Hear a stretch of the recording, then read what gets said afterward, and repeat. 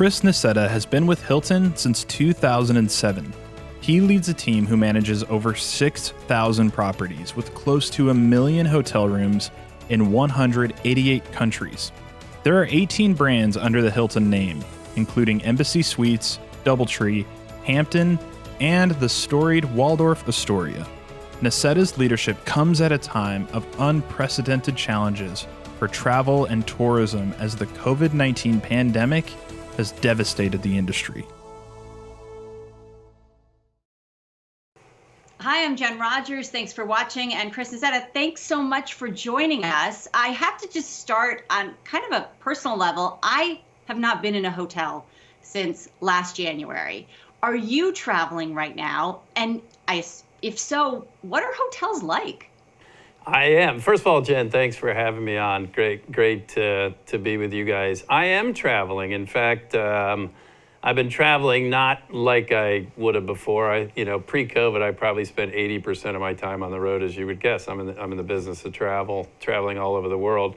During COVID, the initial stages, very little travel, but some. And now I've been getting out maybe once a week, mostly domestic. I had my first international trip this week, which was liberating. It felt really good. I was in Mexico to meet with some of our partners down there and meet with our team and do some town halls and look at some of the things that we have under development. And it was great. Of course, like everybody, doing it thoughtfully and safely and using PPE and the like. The experience, I think, I would like to give everybody confidence that when you stay with us, it's really safe. I mean, when we got into the pandemic, very early into it in March, I said to our team, at this point, a lot of the world is closed and people aren't going to be traveling, but soon enough they're going to, and we're going to have first responders, we're going to have others that need to travel, and what we need to do is give them the confidence, as we have for 101 years at Hilton, that when they stay with us,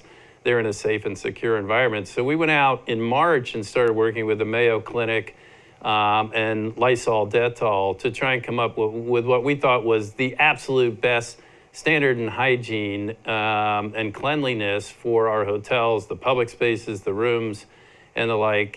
We ended up branding that Hilton Clean Stay, and we implemented that on a global basis to all 6,300 hotels in 120 countries around the world in the following 60 or 90 days. And so everywhere you go now in the world where you stay with us, and almost all of our hotels are open, we've implemented Hilton Clean Stay to basically hospital grade cleaning and hygiene standards, where you literally, when you check into the room, you break a seal.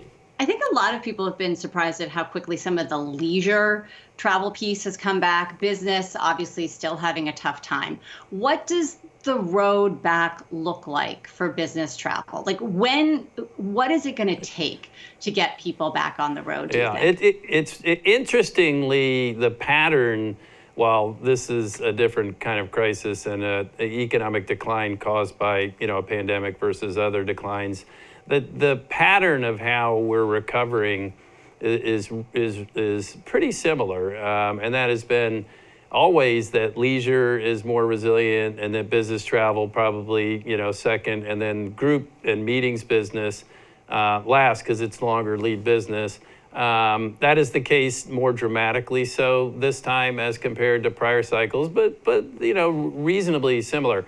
I think what's going on leisure is sort of backed up by the research we did as we've launched our latest marketing campaigns, and that is that people want to travel, right? If you talk to people, I think it's like 95% of people say they miss travel, and 95 or 96% of people say some of their best memories, if not their best memories, involve travel. And so they want to get out, and so they are. And the fact of the matter is, they have more time in the sense that, in many cases, their kids either during the summer were not in school, now they're not back in school.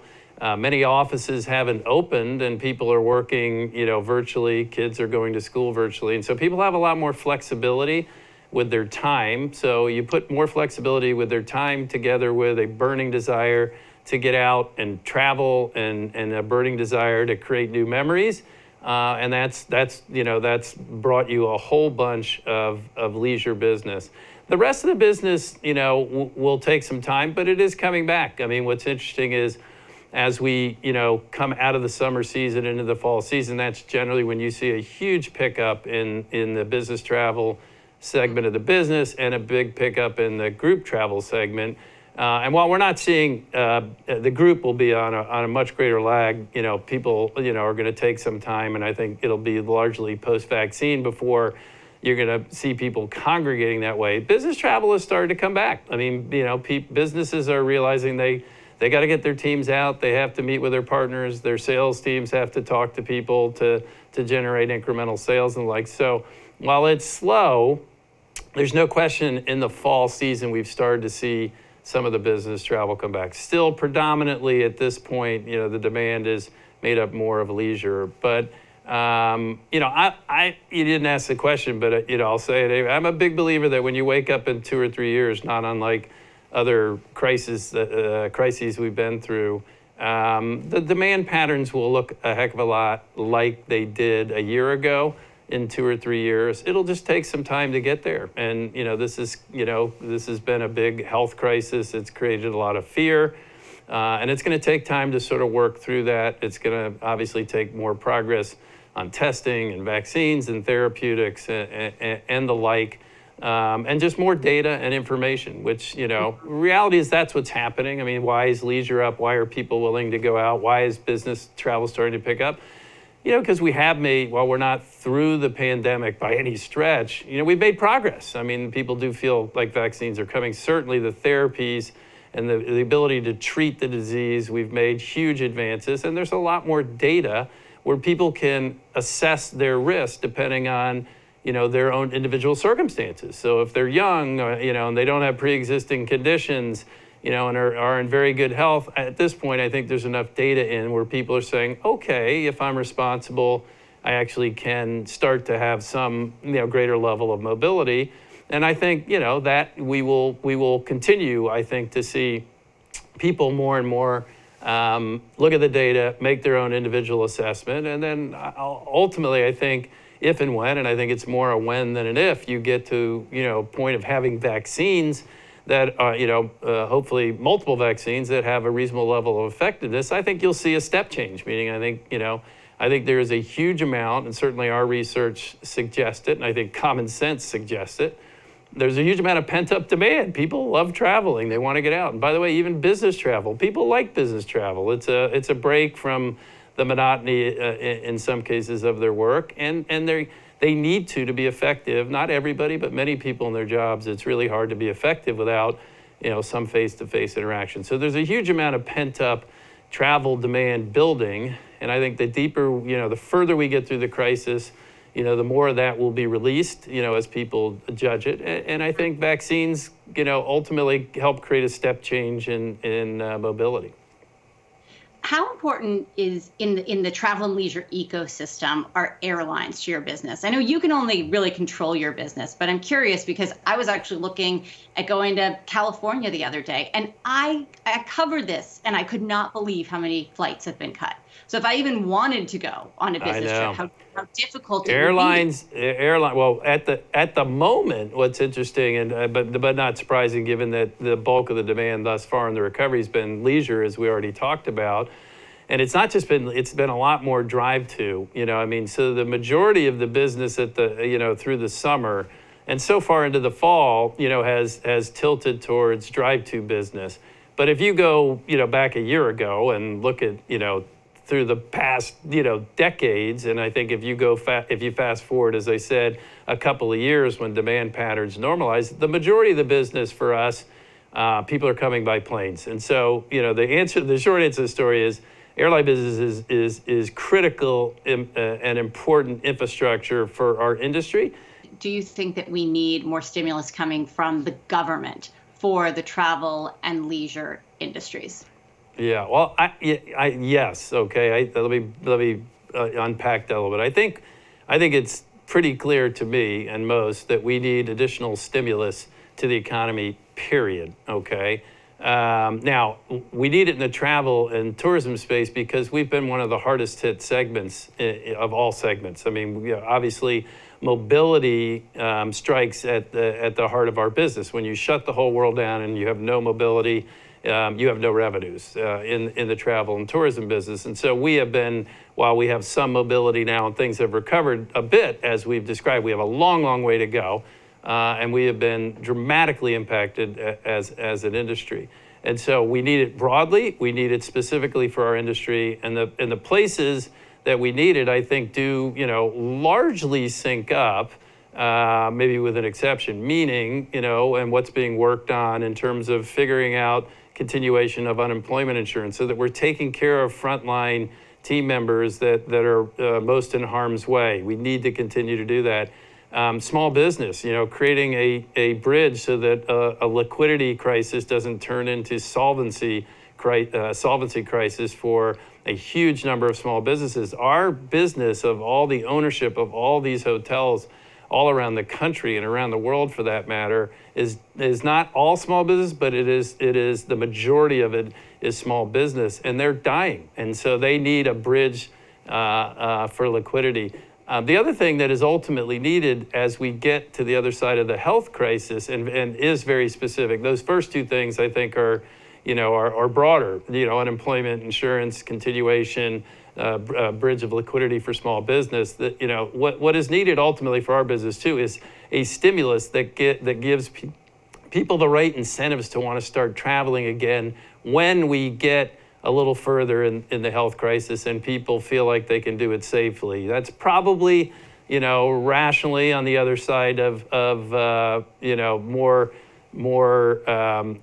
vaccine development and sort of approvals and the ability to actually distribute it. But in the end, in my opinion, we're gonna have to figure out a way to try and use stimulus to sort of jumpstart the industry and give people incentives coming out of this pandemic where they've had fear when they are safe to get back on the road again. I mean, you think about it, we are one of the largest businesses in the country, travel and tourism. We're one of the largest businesses in the world. We're one of the biggest employers. I mean, in the world, we're roughly 10% of jobs are in our industry, roughly 10% of global GDP is in our industry. And we've been incredibly hard hit, and there have been a lot of jobs lost. Still, millions of jobs. I think the latest number I saw was 8 or 10 million jobs have still been impacted. And so we certainly have to take care of those people while the economy is recovering and give small businesses a bridge to get to the other side.